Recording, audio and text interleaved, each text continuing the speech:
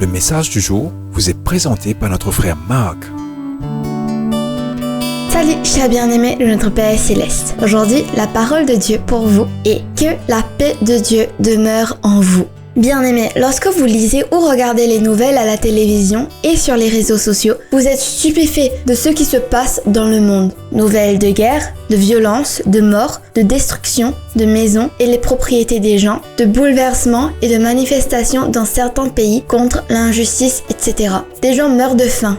Les effets du changement climatique et des crises économiques dans le monde entier. Chaque jour est un jour de mauvaises nouvelles. Les gens ont peur partout dans le monde maintenant. L'avertissement de Jésus s'accomplit, selon lequel un jour viendrait où le cœur des hommes défaillirait en voyant les choses arriver sur la terre. Mais ce matin, chers bien-aimés, je veux vous donner une parole claire du cœur de Dieu, une parole d'encouragement. Malgré toutes ces nouvelles effrayantes, Dieu a toujours tout sous contrôle. Voici la parole sur laquelle nous, croyants, devons nous appuyer alors que la tempête fait rage autour de nous. Que votre cœur ne se trouble point et ne s'effraie point. Jean 14, 27. Nous vivons des temps difficiles, mais c'est dans de tels moments que la parole de Dieu devient notre force et notre espoir.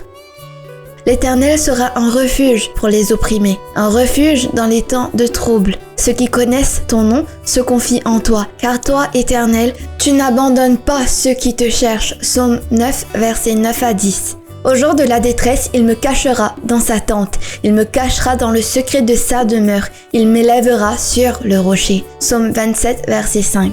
Bien-aimés, les jours les plus troublants sont à venir. Je ne vois rien d'autre qu'un désespoir croissant pour ceux qui ne sont pas quotidiennement dans la parole de Dieu, qui ne prient pas et ne parlent pas au Seigneur.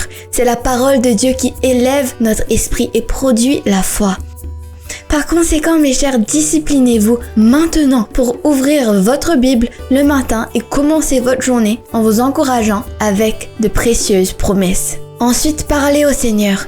Même lorsque vous vous préparez pour la journée, demandez au Saint-Esprit de renforcer votre foi et votre espérance. Je vous laisse avec un passage de l'Écriture que je répète plusieurs fois par jour.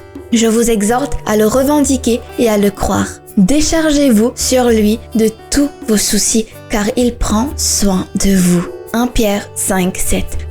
Que le Seigneur vous garde, vous réconforte et fasse briller sa face sur vous. Profitez de votre journée en lui. À demain, au revoir. Si toi aussi tu crois que la parole de Dieu est une bénédiction, partage-la et sois une source de bénédiction pour les autres toi aussi.